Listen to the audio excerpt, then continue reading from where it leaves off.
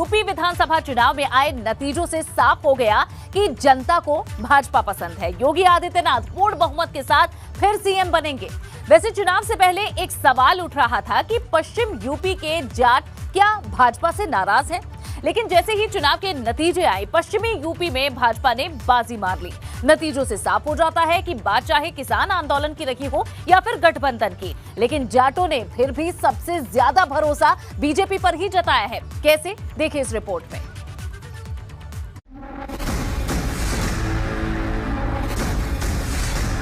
पश्चिम में भाजपा की बिसात, दिग्गजों के खट्टे हुए दांत।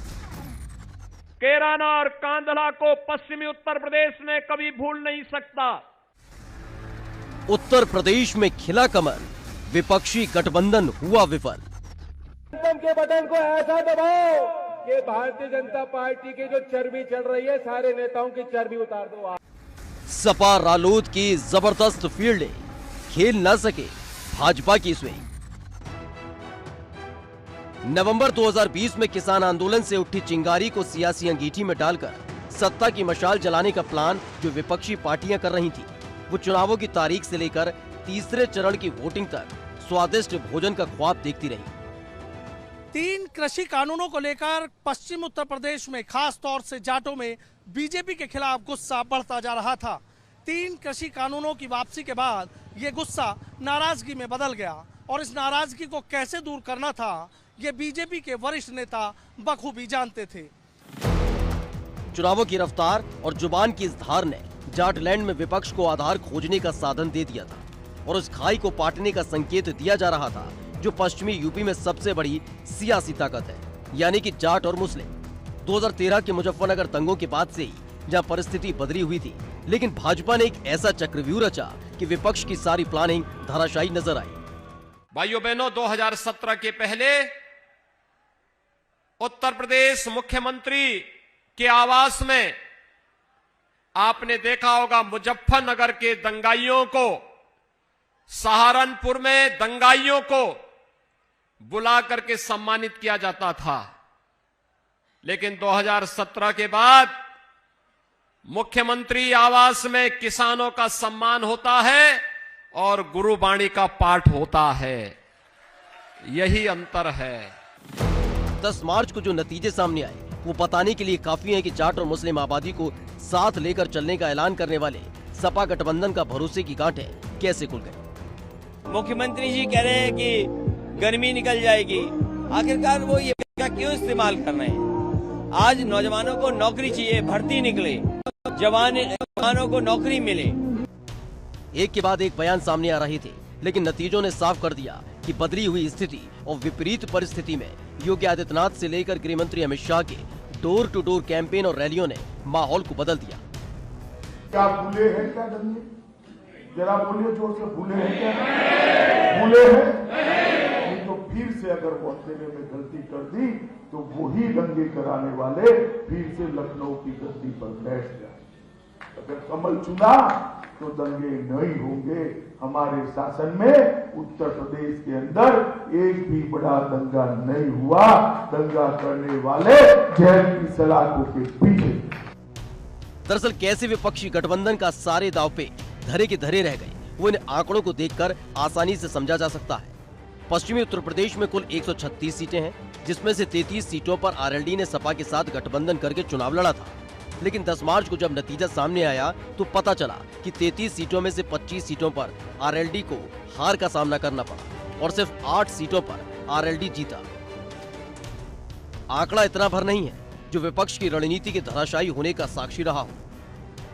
आरएलडी के गढ़ माने जाने वाले बागपत में भी हालत खस्ता हो गई, जब बागपत की 2 सीटों पर भाजपा गठबंधन ने जीत हासिल की।